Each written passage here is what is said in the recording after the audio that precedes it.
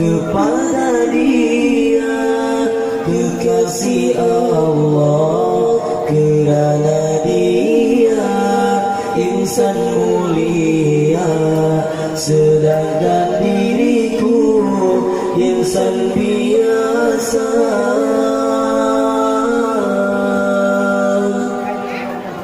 Ku pujuk jua hati dan jiwa, meluahkan rasa cinta membara di dalam pujian, ucapan selawat, tanda penghormatan seorang umat.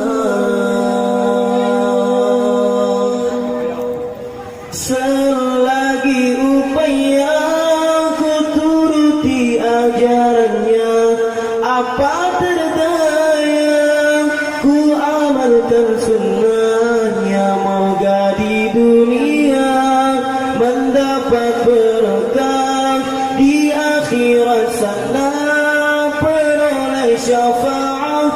Kerana pribadinya aku terpesona, karena budinya aku jatuh cinta.